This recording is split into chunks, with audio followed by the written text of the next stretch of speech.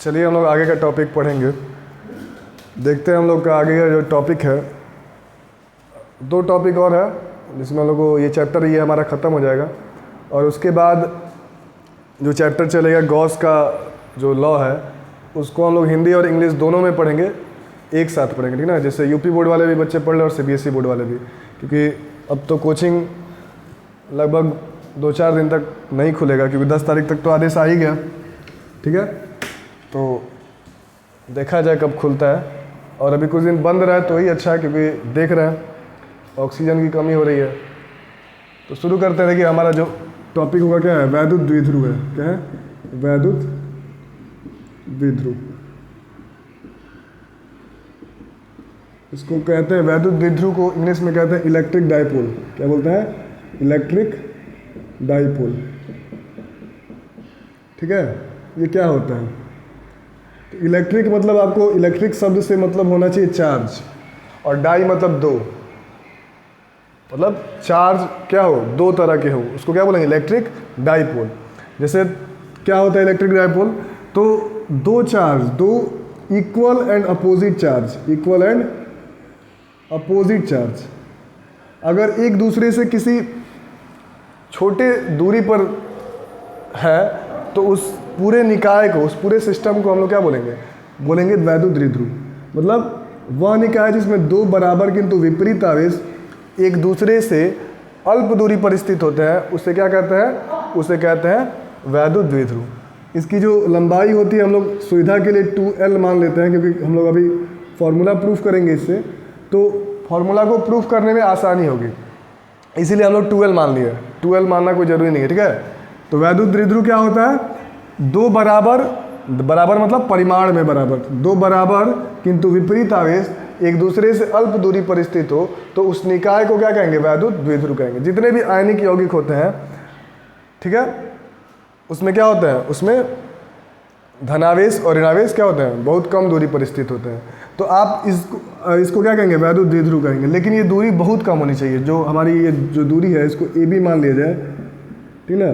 AB tense to क्या होता है? AB टेंस टू 0, मतलब AB लगभग 0 के बराबर आता है, ठीक ना। ये जो दूरी है वो 0 के बराबर होती है, बहुत कम दूरी होती है, ठीक ना। ये बात समझ में आ रहा है? अब इसमें एक टॉपिक आता है वैद्युत द्विध्रुव आघूर्ण। क्या पढ़ेंगे? वैद्युत द्विध्रुव आघूर्ण। वैद्युत द्विध्रुव आघूर्ण, इसको बोलते हैं इलेक्ट्रिक डाइपोल मोमेंट। क्या बोलते हैं? Electric dipole moment. Electric dipole moment, electric dipole moment. वैद्युत द्विध्रुव आघूर्ण क्या होता है? तो वैद्युत द्विध्रुव आघूर्ण क्या कहता है? ये बताता है कि हमको क्या, जो वैद्युत द्विध्रुव है उसका आघूर्ण कितना है। जैसे किसी वैद्युत क्षेत्र में रखते हैं तो उस पर आघूर्ण कितना कार्य करेगा। तो वैद्युत द्विध्रुव आघूर्ण जो होता है वो होता है इन दोनों आवेशों में से कोई एक आवेश तथा इनके बीच की अल्प दूरी। बीच की अल्प दूरी कितनी है?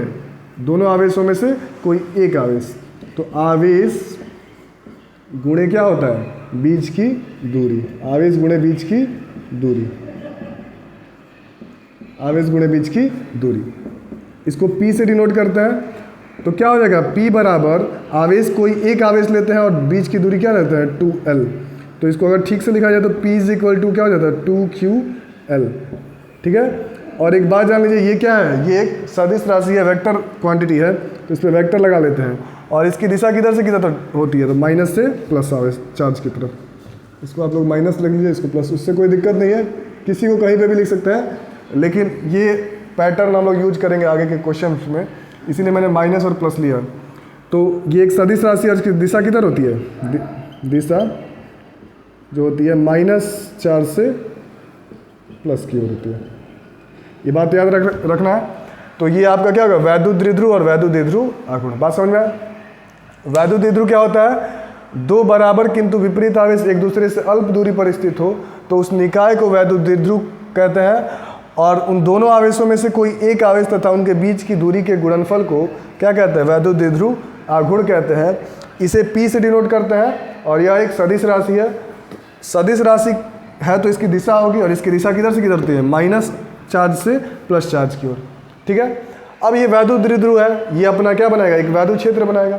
जब ये अपना एक वैद्युत क्षेत्र बनाएगा तो इसके वजह से क्या होगी, किसी बिंदु पर इसके चारों तरफ वैद्युत क्षेत्र की तीव्रता भी होगी। तो हमको इस वैद्युत द्विध्रुव के कारण वैद्युत क्षेत्र की तीव्रता पढ़नी है, ठीक ना। तो ये टॉपिक हो गया।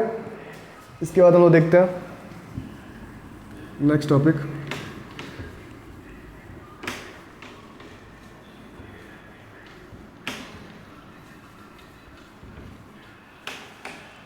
तो हम लोग क्या पढ़ेंगे, electric field intensity due to, क्या पढ़ेंगे, electric field intensity due to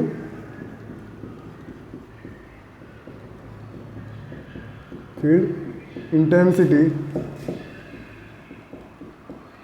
due to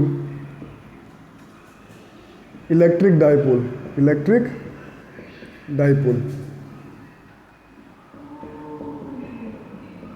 electric dipole, वैद्युत द्विध्रुव के कारण वैद्युत क्षेत्र की तीव्रता। इसको हिंदी में भी लिख लेंगे, वैद्युत द्विध्रुव के कारण वैद्युत क्षेत्र की तीव्रता।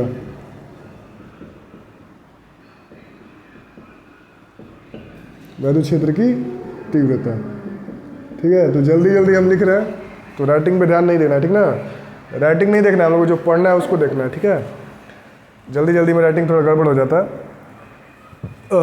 चलिए, तो इसमें दो चीज़ देखेंगे। एक जो होगा वो अक्षीय स्थिति में देखना है हमको, अक्षीय स्थिति में, दूसरा निरक्षीय स्थिति में,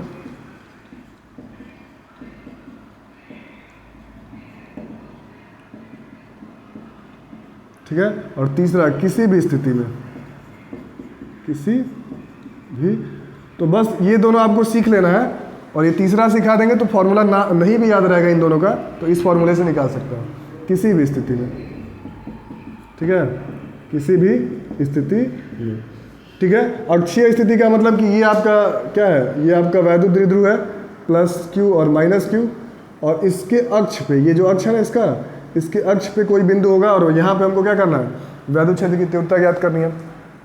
निरक्षीय का मतलब ये प्लस क्यू और ये माइनस क्यू, और इस अक्ष के ये मूल बिंदु से के लंबवत जो अक्ष होता है, यहाँ पे ये जो एक प्लेन जाता है उसको निरक्ष कहते हैं, और वहाँ पे हम लोग क्या करना है, वहाँ पे कोई बिंदु होगा P, और यहाँ पे हमको वैद्युत क्षेत्र की तीव्रता ज्ञात करनी है, ठीक है।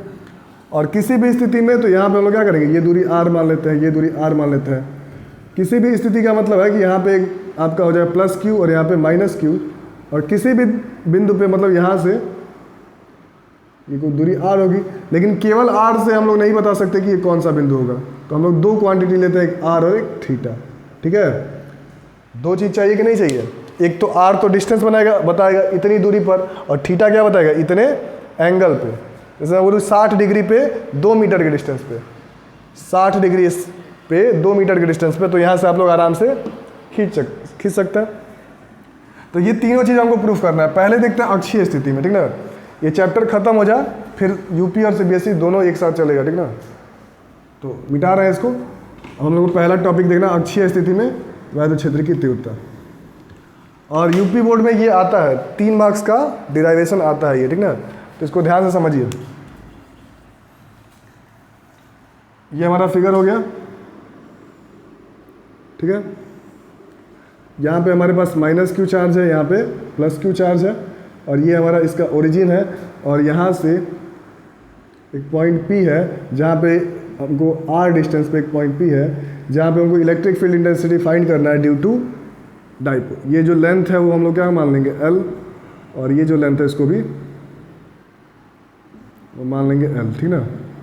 क्योंकि पूरा 12 होता है तो ये L और ये भी L हो जाएगा। इसको A मान लीजिए, इसको B मान लीजिए, ठीक। ये बात समझ में आया इतना। अब एक बात बताइए कि हमको देखना है इलेक्ट्रिक फील्ड इंटेंसिटी इन दोनों चार्ज की वजह से इस पॉइंट पे। तो बताइए, पहले हम लोग इसका देखते हैं, ठीक ना। माइनस क्यू वाला चार्ज इस पॉइंट P पर क्या करेगा, जो इंटेंसिटी का डायरेक्शन होगा वो इस तरफ होगा। माइनस क्यू की वजह से अपनी ओर होता है, माइनस क्यू की वजह से इलेक्ट्रिक फील्ड इंटेंसिटी का डायरेक्शन अपनी ओर होता है, तो ये इधर हो जाएगा, ठीक है। किसके वजह से, E A की वजह से, ठीक है। और प्लस की वजह से दूर होता है, तो ये क्या हो जाएगा, यहाँ पे इलेक्ट्रिक फील्ड इंटेंसिटी EB हो जाएगा। अब देखिए दोनों के बीच का एंगल कितना है, 180 है, और 180 होता है तो हम लोग क्या कर लेते हैं, माइनस कर लेते हैं। अब किस में से किसको माइनस करेंगे, तो जो पास में चार्ज होगा उसकी इंटेंसिटी ज़्यादा होगी, तो EB का वैल्यू क्या होगा, EB की वैल्यू ज़्यादा होगी। किसकी वैल्यू ज़्यादा होगी, EB की वैल्यू ज़्यादा होगी। तो नेट इलेक्ट्रिक फील्ड जो आएगा हमारा वो क्या आएगा, E is equal to EB minus EA, minus कर लेंगे। अब EB कितना होगा और EA कितना होगा, तो आप लोग इंटेंसिटी का फॉर्मूला पढ़े हैं, ड्यू टू पॉइंट चार्ज। तो EA जब निकालेंगे तो क्या होता है, Q मतलब ये Q चार्ज, और बाई R स्क्वायर क्या होता है, डिस्टेंस होता है चार्ज से उस पॉइंट का। तो ये L है और ये R है, तो R प्लस L का होल स्क्वायर। वैसे EB निकालेंगे तो क्या आएगा, K, और यहाँ पे चार्ज क्या है, Q, साइन को नहीं रखना है, ठीक ना, साइन वाला काम हम पहले ही कर दिए। KQ by R plus L का होल स्क्वायर। जहाँ पे साइन रखना इंपॉर्टेंट होगा वहाँ पे बताया जाएगा, अभी आपको माइनस और प्लस पे ध्यान नहीं देना, ठीक है। ये हो गया। अब ये दोनों वैल्यूज़ को यहाँ पे रख देना है, ज़्यादा कुछ नहीं करना है। ये क्या है, KQ by R plus L का whole square plus KQ by R minus L का होल स्क्वायर, ठीक है। सॉरी, यहाँ पे माइनस होगा और यहाँ पे प्लस होगा, ठीक है। ठीक, अब देखिए यहाँ से KQ कॉमन हो जाएगा और बचेगा क्या, 1/R माइनस L का होल स्क्वायर और प्लस 1/R प्लस L का होल स्क्वायर, ठीक है। अब यहाँ से क्या करेंगे, LCM लेने तो आता होगा कि नहीं आता है, R प्लस L का होल स्क्वायर, ठीक ना। यहाँ से अगर आप इसको करते हैं तो ये कट जाएगा और ये बचेगा, तो R प्लस L का होल स्क्वायर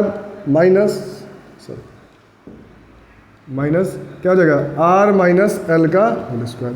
अब इसको सॉल्व करेंगे तो क्या होगा, R स्क्वायर, KQ बाहर होगा, R square plus L square plus 2RL, और माइनस इसको तोड़ेंगे तो R स्क्वायर और फिर माइनस होता है तो minus plus minus, L square minus plus minus minus plus 2RL अपान R square minus L square का होल स्क्वायर, यही ना होगा।